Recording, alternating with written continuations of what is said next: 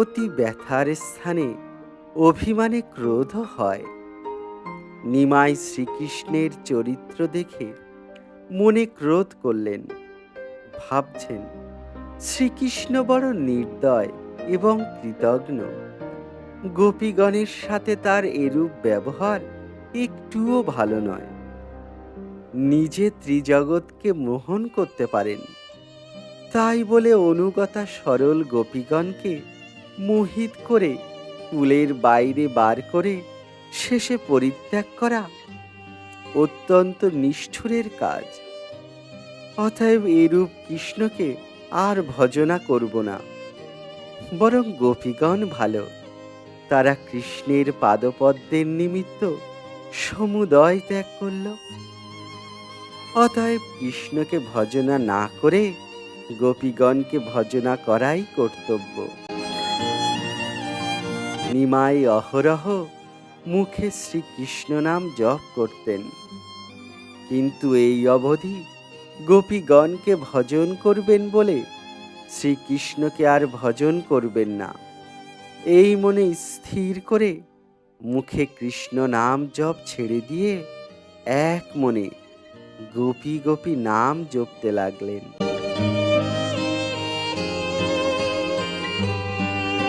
ভক্তগণ প্রভুর ভাব কিছু বোঝেন, আর তারা প্রভুর মনের ভাব একটু বুঝে বিস্মিত হয়ে সেই গোপী নাম জপ শুনছেন। এমন সময় সেখানে কৃষ্ণানন্দ আগমবাগীশ আসলেন। আগেই বলা হয়েছে, ইনি আর নিমাই এক টোলে গঙ্গাদাসের নিকটে পাঠ করতেন। অতএব প্রভুকে তিনি খুব চেনেন, নিজে তখন খ্যাতিমান হয়েছেন। তিনি শুনেছেন নিমাই পণ্ডিত অধ্যয়ন অধ্যাপনা এবং সাধুপদ ছেড়ে দিয়ে হরিভজা হয়েছেন। এই জন্য তার সাথে তর্ক করতে অথবা শুধু কৌতূহল নিবৃত্তির জন্য একবার নিমাই পণ্ডিতকে দেখতে এসেছেন। এসে দেখেন নিমাই পণ্ডিত ভক্তগণ পরিবেষ্টিত, সকলে নীরব হয়ে ভক্তিপূর্বক তার মুখের দিকে চেয়ে আছেন, আর তিনি এক মনে গোপী নাম জপ করছেন।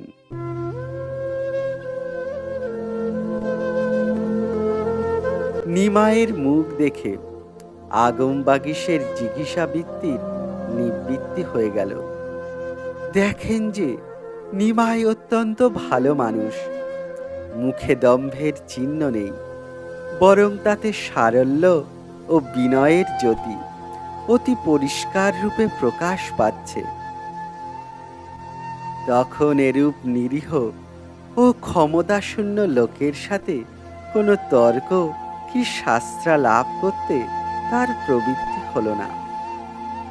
তবে এও ভাবলেন, তিনি আগমবাগীশ, যখন এসেছেন তখন তার আগমন একেবারে বিফল হওয়া উচিত নয়।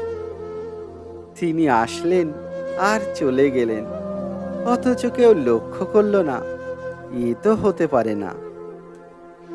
অতএব এই মুগ্ধ ব্রাহ্মণ কুমারকে গোটা দুই উপদেশ দিয়ে যাবেন, এই সিদ্ধান্ত করলেন।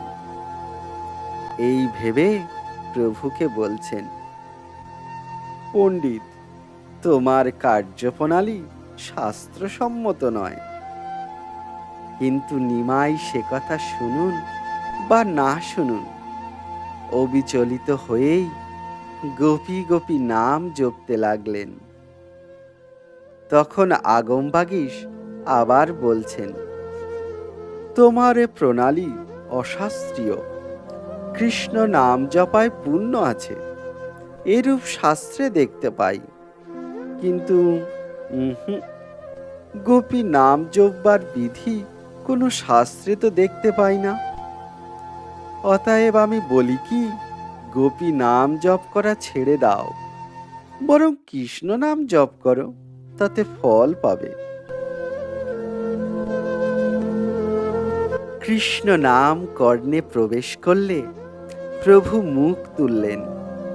তুলে আগমবাগীশের কথা শুনতে লাগলেন। কৃষ্ণানন্দ যা বললেন নিমাই তার ভাব বুঝলেন, কিন্তু কৃষ্ণানন্দ যে কে তা চিনলেন না। তবে তিনি যে একজন অন্য সম্প্রদায়ের লোক, অর্থাৎ নিজ জন নন, এটা স্বভাবত তার মনে উদয় হলো। মনের ভাব এই হলো যে তিনি তো গোপী, আর কৃষ্ণানন্দ একজন শ্রীকৃষ্ণের পক্ষীয় দূত, মথুরার লোক। প্রভু কৃষ্ণানন্দের দিকে চেয়ে বলছেন, তুমি বৃথা চেষ্টা করছো, কৃষ্ণ নাম আর নেব না, কৃষ্ণ বড় নির্দয়। তখন আগমবাগীশ জিভ কেটে বলছেন, ও কথা বলতে নেই, শুনতে নেই। আর কৃষ্ণ নাম ত্যাগ করে গোপী নাম জপ করলে মহা অপরাধ হয়। প্রভু বলছেন, তুমি কৃষ্ণের দূত হয়ে আবার আমাকে ভোলাতে এসেছ? তুমি এখনই আমার কুঞ্জ হতে বার হও। আগমবাগীশ এই ভাব কিছু বুঝতে না পেরে বিস্মিত হয়ে দাঁড়িয়ে থাকলেন। তখন প্রভু বলছেন, আমি আর কৃষ্ণের সাথে কোনো সম্বন্ধ রাখব না। তুমি গেলে না? দাঁড়াও, আমি এখনই তোমাকে বার করছি। এই বলে নিকটে যে একখানা লাঠি ছিল তা হাতে নিয়ে উঠে আগমবাগীশের দিকে চললেন।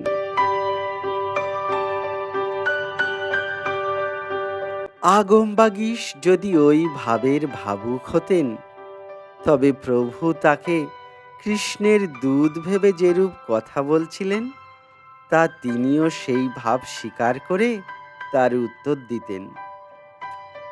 কিন্তু তিনি সে ভাবের ভাবুক নন, অতএব প্রভুর ভাব কিছুই বুঝতে পারলেন না।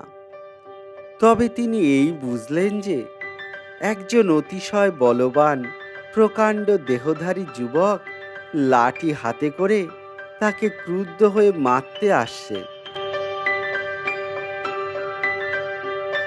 কৃষ্ণানন্দ আগমবাগীশ ব্রাহ্মণ পণ্ডিত মানুষ, তিনি আর করেন কি, বাপরে মারলে রে বলে ঊর্ধ্বশ্বাসে দৌড় মারলেন। এত ব্যস্ত হয়ে দৌড় মারলেন যে পিছনে যে কেউই তাকে মারতে আসছে না, কি এটা দেখবারও তার অবকাশ পেলেন না। কেবল এক দৌড়ে নিজের স্থানে নিজ জনের মধ্যে এসে উপস্থিত হলেন।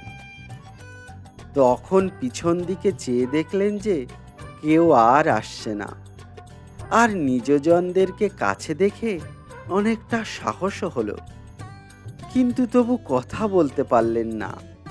ভয়ে ও পরিশ্রমে কাঁপতে কাঁপতে ও ঘন ঘন শ্বাস ছাড়তে লাগলেন।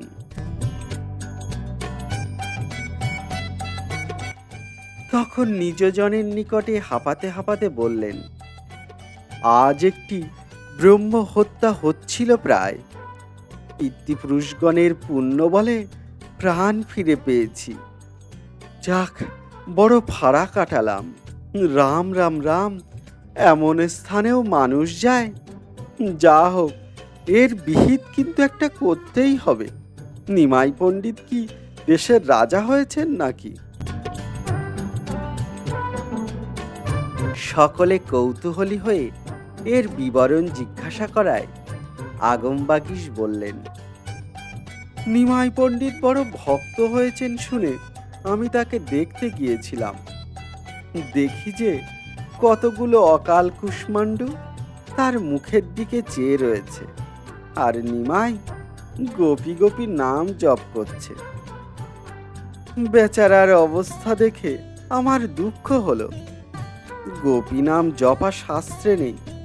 ভাবলাম একে একটু সদুপদেশ দিয়ে যায়। এই ভেবে বললাম যে তুমি গোপী নাম জপ ছেড়ে দিয়ে কৃষ্ণ নাম জপ করো। এই আমার অপরাধ। এতে কৃষ্ণকে তো অনেক কটুকাটব্যই বলল। সে কথা শুনলে কানে হাত দিতে হয়। তারপরে করল কি, সেই নিমাই পণ্ডিতকে তো দেখেছ, 4 হাত লম্বা, অঙ্গে অসুরের বল, লাঠি হাতে নিয়ে আমাকে মারতে দৌড়ালো। তখন আমি দেখলাম যে এক দৌড় মারলে যদি প্রাণ রক্ষা করতে পারি, তাই এক দৌড়ে শেষে প্রাণ পেলাম। তবে তোমরা এখন বিচার করো, নিমাই পণ্ডিত কি নদের রাজা নাকি? আগমবাগিসের গণ যারা, তারা নিমাই পণ্ডিতকে খুব একটা শ্রদ্ধা করতেন না। তারা এ কথা শুনে প্রভুর দোষ কীর্তনের একটি উপলক্ষ পেয়ে বড় সন্তুষ্ট হলেন। একজন বললেন, কালী নিমাই পণ্ডিতের সাথে একসঙ্গে পড়াশোনা করলাম, আর আজ তিনি বড় গোসাই হলেন। তিনি ব্রাহ্মণ বলে বড় অভিমান করেন, কিন্তু আমরাও তো ব্রাহ্মণের তেজ রাখি।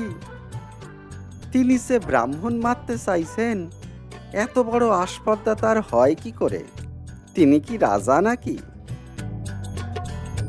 নিমাই যেমন আমাদের মারতে আসে, তা আমরাও তাকে প্রতিরোধ করব, একসঙ্গে মিলে তাকে মারব, দেখি কে তাকে রাখে।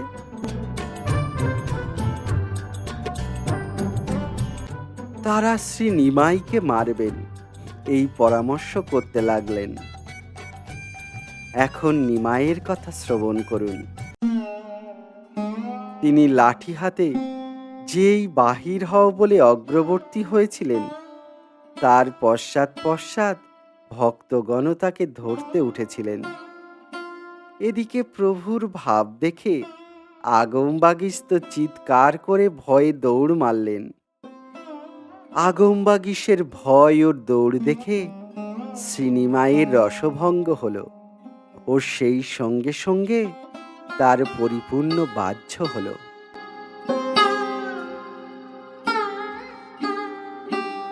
অনেক দিন পর্যন্ত নিমাই গোপীভাবে শ্রীকৃষ্ণ বিরহে বিভোর ছিলেন। কিছুতেই তার সে ভাব যায়নি। সে ভাব দেখে শচী প্রভৃতি ভক্তগণ কেঁদে কেঁদে ব্যাকুল হয়েছেন। তারা নানা চেষ্টা করেও প্রভু যে এই ভাবসাগরে ডুবে আছেন তা হতে ওঠাতে পারেননি। কিন্তু আগমবাগীশ এসে অতি সহজে তাকে চেতন করিয়ে দিলেন। প্রভু সম্পূর্ণরূপে বাহ্য পেয়ে হাতের লাঠি ফেলে দিলেন। ভক্তগণ তাকে ধরে আবার তার স্থানে এনে বসালেন। প্রভু বসে ভক্তগণের পানে চেয়ে বলছেন, আমি কি কোনো চাঞ্চল্য করলাম? ভক্তগণ কিছুই বললেন না, কিন্তু তবু শ্রী নিমাই সমুদয় জানতে পারলেন। তিনি যে হাতে লাঠি নিয়ে আগমবাগীশকে তাড়াতে এসেছিলেন, এ সমুদয় তার স্মরণ হলো। তখন তার চাঁদ মুখ ক্লেশে একেবারে মলিন হয়ে গেল। তিনি আর কোনো কথা বললেন না, চুপ করে বিষণ্ণ মনে অবনত মুখে রইলেন। এরপরে নীরবে নিমাই গঙ্গার অভিমুখে গমন করলেন। ভক্তগণ পশ্চাৎ পশ্চাতে চললেন। প্রভু গঙ্গা তীরে বসলেন, ভক্তগণ একটু দূরে বসলেন। এমন সময় একটি কথা বললেন, কফ নিবারণের জন্য পিপ্পলিখণ্ড ঔষধ হিসেবে ব্যবহার করলাম, কিন্তু কফ নিবারিত না হয়ে আরও বেড়ে চলল। এই কথা বলে প্রভু অট্ট অট্ট হাস্য করতে লাগলেন। কিন্তু প্রভু যে হাস্য করলেন তাতে বোঝা গেল যে সে হাসি সুখের হাসি নয়, ক্লেশের হাসি। প্রভুর এই কথা শুনে সকলে চিন্তিত হলেন।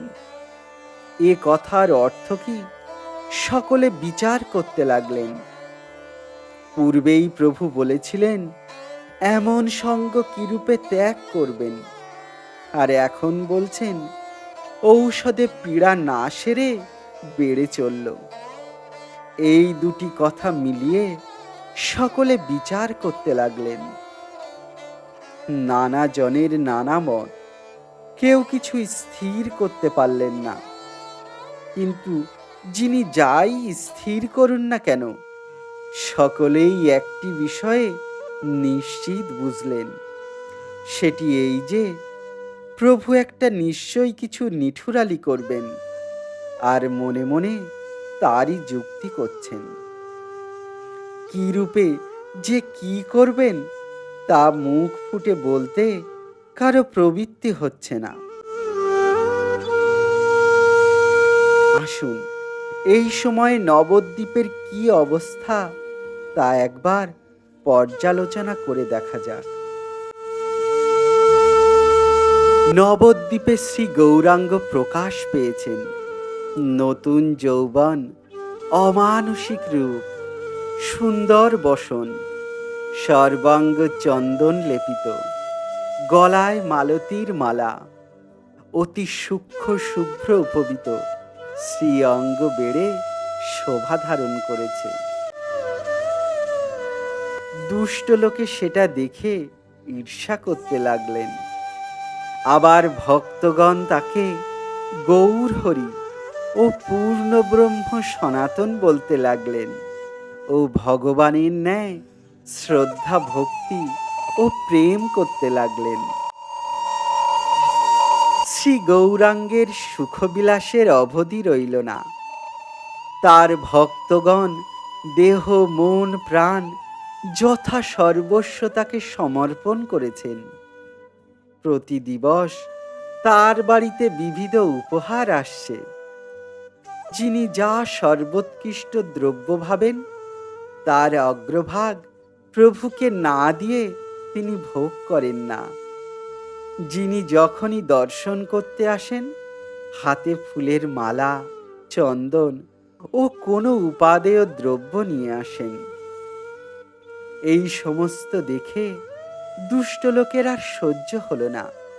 তারা বলতে লাগলেন, শচীর বেটা আবার ঠাকুর হলো। নিমাই পণ্ডিতের বড়ই সুখ হয়েছে। ঠাকুর হয়েছেন, ক্ষীর ছানা চলছে, আর দেখো না কেমন নাগর হয়ে বেড়ান। না, ওর নাগরালি ঘুচাতে হবে। এই বলে ষণ্ডার দল তার শ্রীঅঙ্গে প্রহার করবে এই পরামর্শ করতে লাগল। তারপরই এই আগমবাগিসি কাণ্ড ঘটল। অন্তর্যামী ভগবান সমস্তই জানলেন। ক্রমে একথা প্রকাশ হয়ে পড়ল। তখন শ্রী গৌরাঙ্গ শ্রী নিত্যানন্দকে বললেন, শ্রীপাদ, নগরে পরামর্শ হচ্ছে যে আমাকে প্রহার করবে। এ কথা আপনিও শুনেছেন বোধহয়। এ কথায় শ্রী নিত্যানন্দ কি উত্তর দেবেন তাই অধবদন হয়ে রইলেন। পরে শ্রী গৌরাঙ্গ বললেন, যারা আমাকে প্রহার করবে পরামর্শ করছে তাদেরকে আমি জানি। আমি সন্ন্যাসী হব, কৌপিন পরে হাতে করোয়া নিয়ে সেই সমুদয় লোকের বাড়ি গিয়ে ভিক্ষা চাইব। আমার গার্হস্থ্য সুখের নাশ ও ভিক্ষুকের অবস্থা দেখলে আর তাদের আমার উপর ক্রোধ থাকবে না, বরং দয়া হবে ও তখন স্বচ্ছন্দে তারা হরিনাম গ্রহণ করবে। পরে শ্রী গৌরাঙ্গ আবিষ্ট হয়ে শ্রী নিত্যানন্দ প্রভুকে ও চন্দ্র সূর্যকে সাক্ষী মানলেন। শ্রী গৌরাঙ্গ বললেন, শ্রীপাদ নিত্যানন্দ, তুমি সাক্ষী থাকলে, চন্দ্র সূর্য তোমরা সাক্ষী রইলে। আমার সন্ন্যাসে আমার নিজজন বড় দুঃখ পাবেন। কেউ কেউ এতে আমার উপর ক্রোধ করবেন, কেউ বা মনের দুঃখে আমাকে ত্যাগ করবেন। কোনো কোনো ভক্ত মনো দুঃখে আমাকে নিন্দা করবেন। কিন্তু তোমরা সাক্ষী রইলে আমি স্বেচ্ছায় সন্ন্যাসী হচ্ছি না। আমি জীবগণের তৃপ্তির জন্য সুখে বাস করছিলাম। আমি ভেবেছিলাম যে আমি সুখে থাকলে তারা সুখী হবে, কিন্তু আমার সুখ তাদের প্রিয়কর হচ্ছে না। অতএব এই অবধি আমি দুঃখী ভিক্ষুক হব, হয়ে জীবের মনোতুষ্টি করব। অতএব তোমরা সাক্ষী থাকলে আমি যে ঘরের বার হলাম, এতে আমার কোনো দোষ নেই।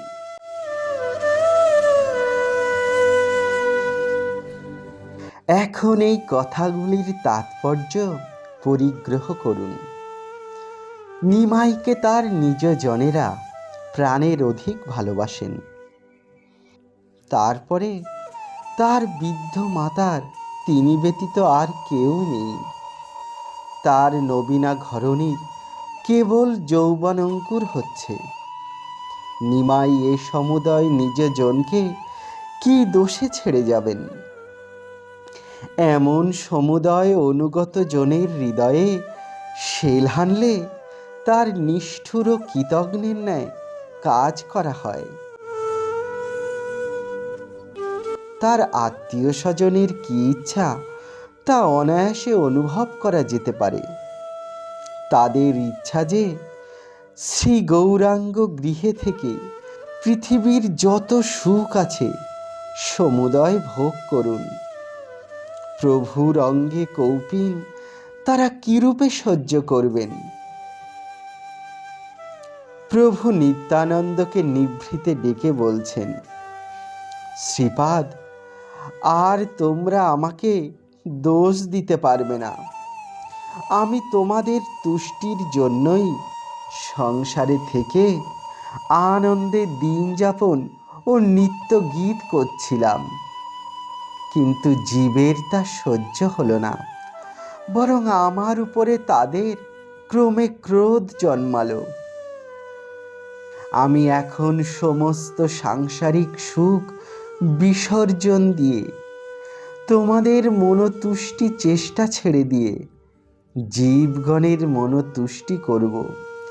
আমি সন্ন্যাসী হয়ে কৌপিন পরে যারা আমাকে মারতে চাইছে তাদের দ্বারে গিয়ে ভিক্ষা মাগব। এই কথা শুনে শ্রী নিত্যানন্দের মস্তকে যেন বজ্রাঘাত হলো। তিনি বলছেন, প্রভু, এমন নিঠুরালি করো না। মায়ের দশা একবার মনে করো। প্রভু বলছেন, সেই জন্য আমি সংসারে থেকে তোমাদের সঙ্গে কীর্তনানন্দ ভোগ করতে চেয়েছিলাম, কিন্তু তা হলো না। জীব আমার গার্হস্থ্য সুখ দেখে হরিনাম গ্রহণ করল না। এ তো তোমরা এখন স্বচক্ষে দেখলে। কাজেই আমার গার্হস্থ্য সুখের ও তোমাদের মনোতুষ্টির জন্য কঠিন জীবগণের উদ্ধার হলো না। এখন শ্রীপাদ, তুমি আমাকে উপদেশ দাও। তোমাদের মনোতুষ্টির নিমিত্ত আমি সংসারে থেকে সুখ ভোগ করব, না কৌপিন পরে তোমাদেরকে দুঃখ সাগরে ভাসিয়ে জীবগণকে উদ্ধার করব?